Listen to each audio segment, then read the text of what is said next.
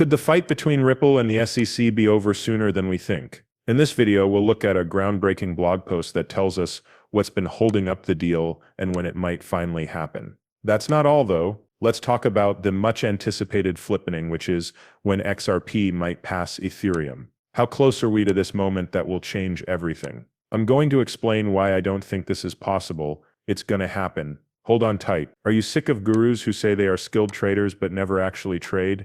Everything is clear on the second largest cryptocurrency market where I trade live, and results can't be faked.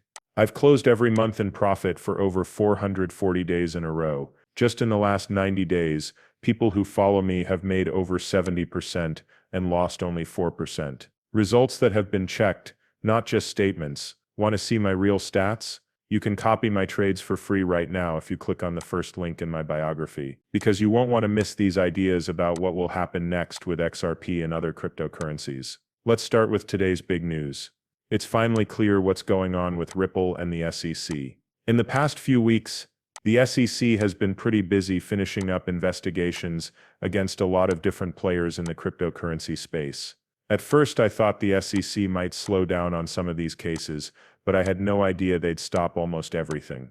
It's like starting over, getting out of any case against any coin company. And when I saw this, I told everyone to hold on and be cool. The Ripple SEC case is pretty much over if the SEC is ready to end its probe into Hex and Richard Hart. Why does the case between Ripple and the SEC keep going on and on? This question has been asked by a lot of people. Most of the SEC cases that were brought after Ripple's didn't really go anywhere. Long investigations and court fights got things going, but then they died down. Not any fines or decisions. Not a single thing. But the Ripple case is a completely different animal. It's much more complicated, with many problems that need to be sorted out. It takes time because there is a lot more to figure out and understand. But here's the catch. We finally got proof that the reason it's taken so long is because it's so complicated. Want the whole story? Read this post by Eleanor Tarrant. Now everything fits together.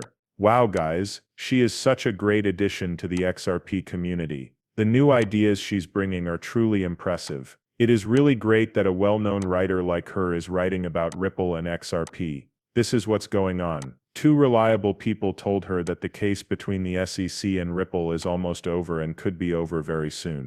What's the holdup? Reports say that Ripple's lawyers are trying to get better terms for the August District Court ruling. Ripple had to pay a $125 million fine and couldn't sell XRP to institutional buyers because of that decision. It's interesting what Ripple is saying. Why should Ripple still be punished if the new SEC leadership wants to change how it enforces the law and focus on making rules clear for the crypto industry? If Ripple agreed to Judge Torres's decision as it is now, they would be basically admitting they did something wrong, which they are clearly not ready to do. The SEC doesn't seem to know if there was any real crime. There aren't any set rules for this kind of case, but it's clear that the level of difficulty is slowing things down compared to other legal fights. A post by Meta Lawman is interesting. An interesting turn of events is added by a former securities lawyer who specialized in these kinds of problems. Even without going into detail, his point of view is bold. He thinks that the SEC and Ripple will come to an agreement that not only lifts the order but also lets Ripple leave without having to pay the SEC a dime. Yes, there were no fines for this whole mess. Ripple still has to pay big legal fees. But getting away from the SEC without being caught, that's very important. I personally believe that this is where things are going. At this point, it looks like the order is no longer valid. Since Ripple is selling XRP to institutional buyers, the SEC can't keep going after them. One big thing that could happen in the case is this. If Trump can release a joke coin without getting in trouble, it's hard to see how Ripple could sell XRP to an institutional investor without it being called a security. That thought doesn't make sense. Besides that, there are strong reasons why it shouldn't even be thought of as a securities deal. It looks like Judge Torres was trying to find a middle ground, letting Ripple win in some ways, while still giving the SEC a small victory so that Ripple doesn't win everything. But let's be honest, that decision isn't going to stand. Why does Ripple have to pay $125 million in fines? That's also not going to happen. The SEC seems to have taken a completely different stance than the one that came before it. Then what does the SEC think Ripple did wrong? While Ripple was operating for years, They thought that nothing they did was illegal. So what's the deal if this SEC also agrees that XRP isn't a security? What it is likely though is nothing at all. It will probably only be a few weeks before this whole story ends. They are almost done with getting the permanent order lifted, which will let them sell XRP to anyone anywhere. The best part is now here. The company that sells XRP might not have to pay any fines at all. This is very important. It's not just that XRP was ruled not to be an investment. In other words, it's about undoing all the small wins the SEC got along the way. This could be the holy grail moment for Ripple and XRP, and it would give us all the answers we've been waiting for. It looks like a big event is going to happen. I fully believe what Eleanor says, but let's clear something up first. Everyone is excited about the meeting tomorrow about the Sunshine Act, and wants to know if this is it.